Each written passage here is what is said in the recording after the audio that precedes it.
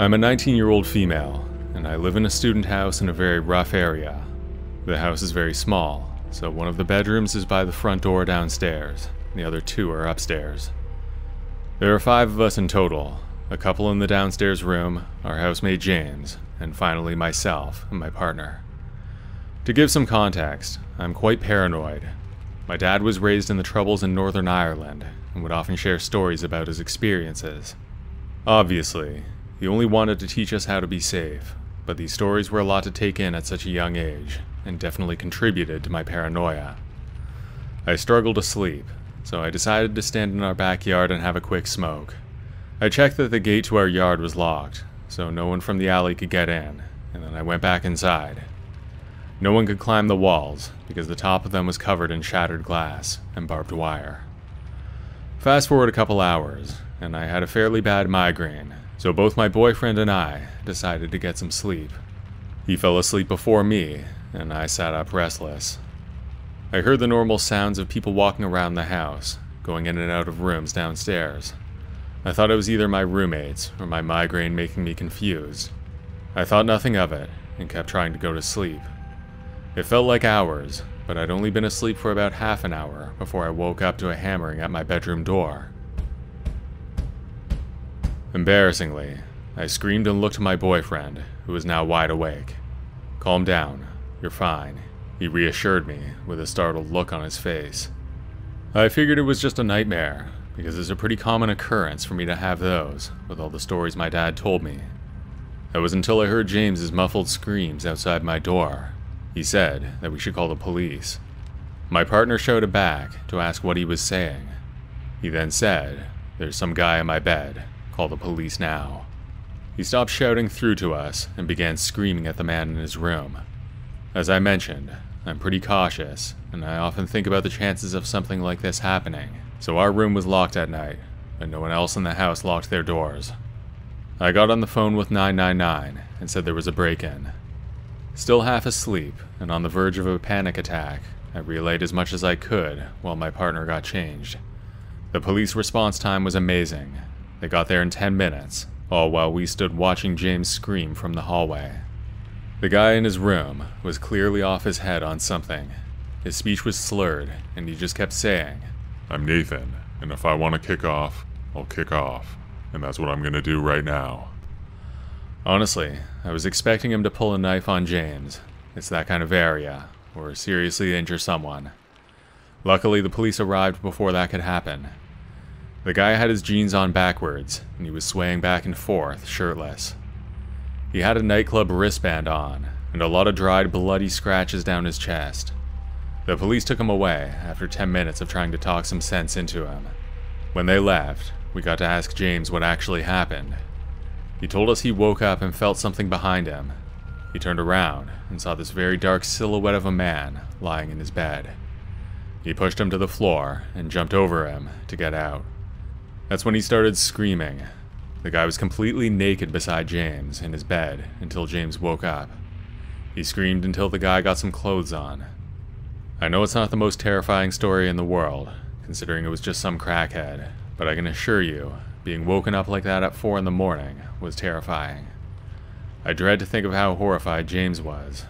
To make things worse, one of the people downstairs thought they heard noises and also assumed it was one of us, so he locked the front door and the back doors to make sure no one could get in. How ironic. It's been 5 hours, and I'm still jumping at every sound. Always double check that you've locked all your doors.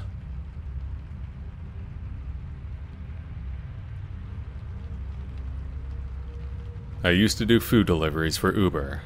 Most of the time it was easy, just drop off the food and then be on my way. But one night, things got a whole lot scarier.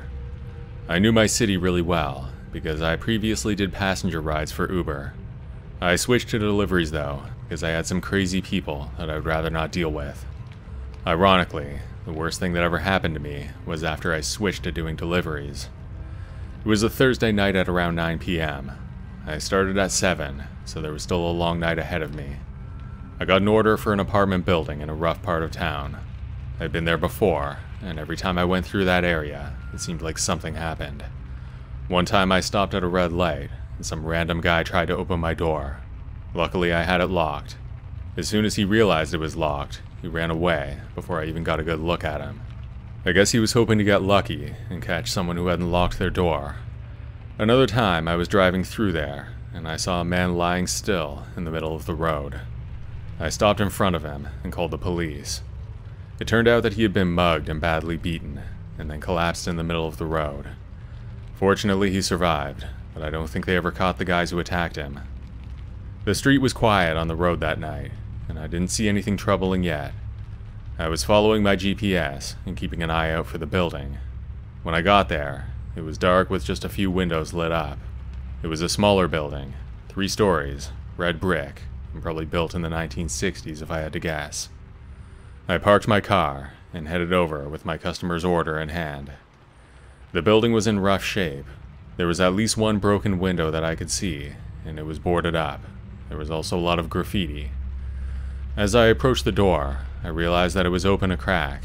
Usually I would have to buzz someone to get in, but this building was so run down that it wasn't necessary.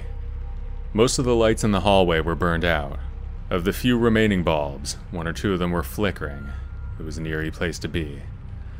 I walked up the stairs to the 3rd floor, and each step I took caused a loud creak. The order was for apartment 302, and when I reached the 3rd floor, I stepped out into the hallway. It was even darker up there. The only light was coming from the exit sign at the end of the hall. I walked down, counting the apartment numbers. There were only 4 apartments per floor.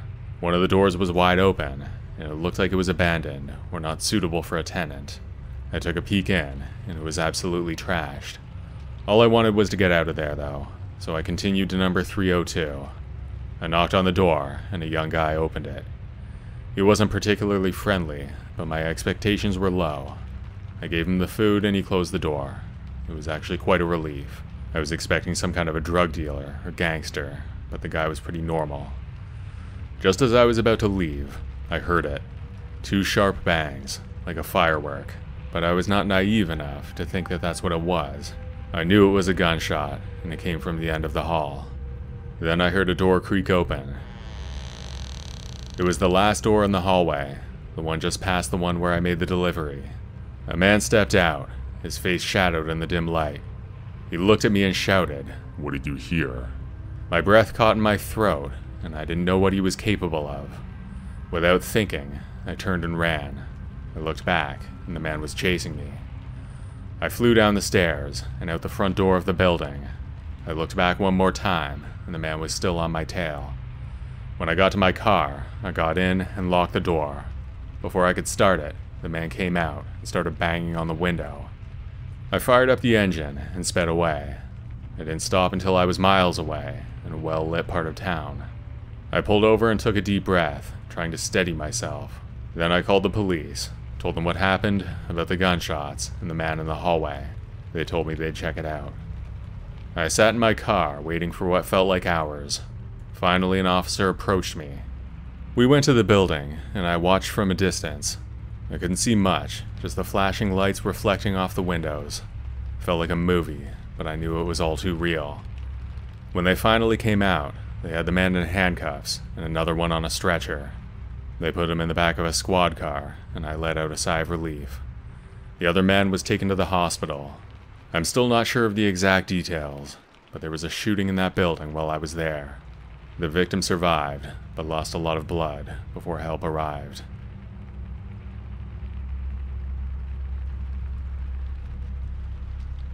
The neighborhood where I used to live wasn't the nicest. It had its share of rough areas, and there was some gang activity.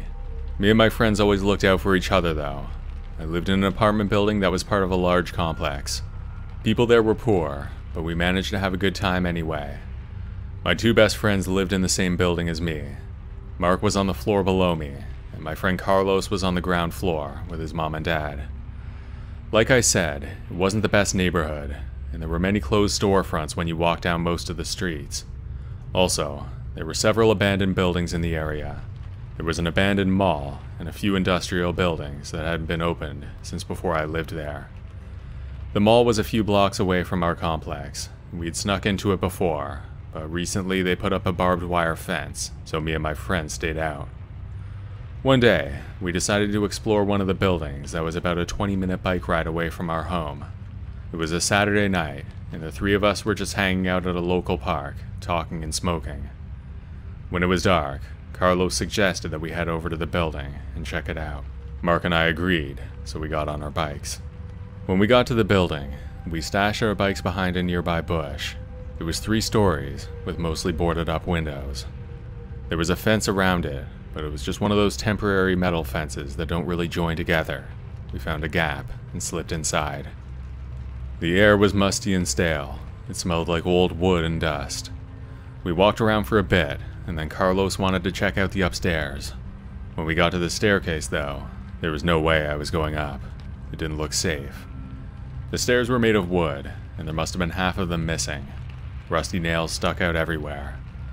When I refused, Carlos and Mark agreed, and we went back to one of the rooms on the ground level.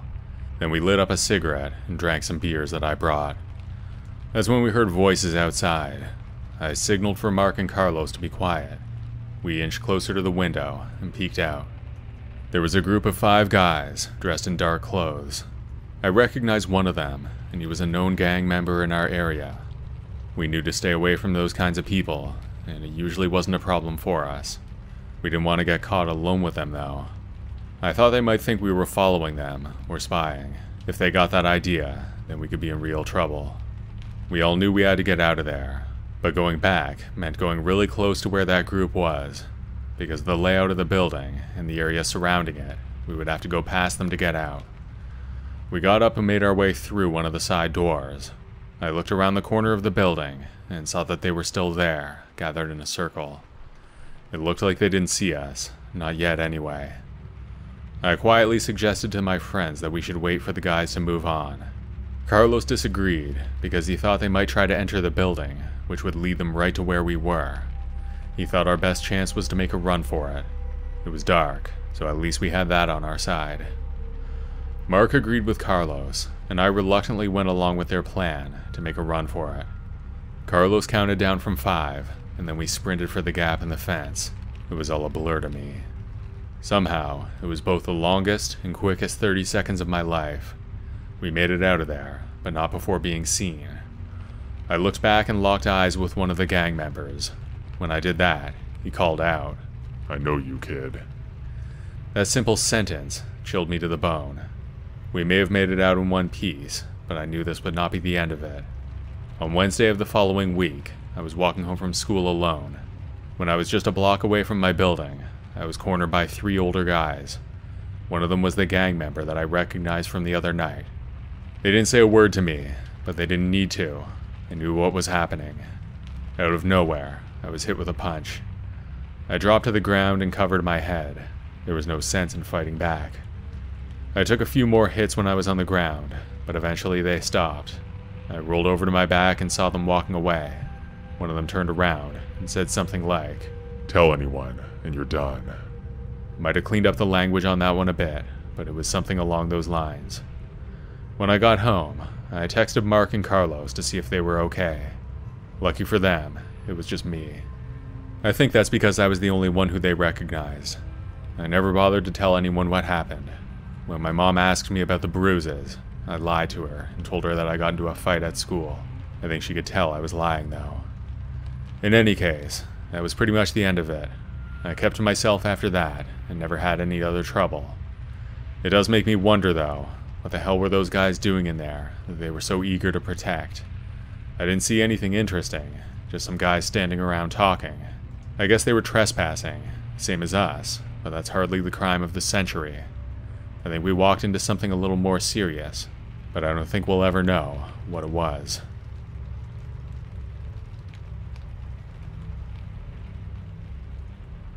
To start out, I'm a 19-year-old female in LA County, California. The town I'm from is very notorious for everything from gang violence to trafficking to kidnapping, so being alone for anyone is considered really dangerous. Despite this fact, I'm somewhat street smart and cautious, so I don't worry too much about it. I've had a few bad encounters, but most were just old men hitting on me in trucks or staring at me as they passed, so this is one of the closest and probably the scariest one for me. For a little context, I'm a little on the heavier side, and decided it would be nice if I tried to get back into shape. I started going on runs, or even just walks. I got dressed and poured some water for when I came home. I left my complex door open since I was leaving without my keys. Then I left and headed for the park. There are a few ways to get there, because it's all connected, but I decided to go the long way. That way I could get warmed up and try to get into a groove. When I got to the park, I noticed right away that there were two men sitting in a black semi-tinted car. It was in front of the main play structure, and right where I was going to do laps. I felt kind of weird about it, but I remembered that a lot of people parked in random spots for Pokemon Go, so I just chalked it up to that. For the laps, I wanted to walk 3 and jog 2. After 3 sets of this, I looked over to notice that the guys in the car were still sitting there staring at me. They had their phones out, almost as if to look busy. My gut told me something wasn't right about this, but again, I shrugged it off and continued my workout. I was getting a little out of breath on my 4th set, and I started to slow down. That's when I saw one of the men get out of the car and awkwardly walk to a blue van that I never noticed before. It was right in front of them. When he opened the door, I swear to God, I saw a rag, rope, and tape on the seat. Then I saw him fumbling with them, as if to get ready for something. He looked over his shoulder to see me staring at him. He then jumped into the back seat, like he was hiding from me. My mind was screaming at me to leave, so I went the long way back. I did that not only to make sure they weren't following me, but also because their cars were blocking my way. I looked back to check, and they were both gone, so I hurried back home to my apartment building, only to see them at the end of my street when I finally reached it. They spotted me and made a U-turn coming down my street towards me and my apartment. I sprinted to my gate, and just as soon as I got in, they pulled over and got out. By some miracle, they gave up and sped away, leaving me terrified. Later, I told my boyfriend what happened, but only what happened at the park. He told me to call the non-emergency tip line to let them know, but I didn't want to out of fear of being called dramatic. That was this morning, and I finally decided to call them 10 minutes ago. However, just as I feared, they called me stupid even after I told them what happened outside my apartment. They said they couldn't do anything for me, and then they hung up. Just for everyone who might hear this, follow your gut, and please stay safe.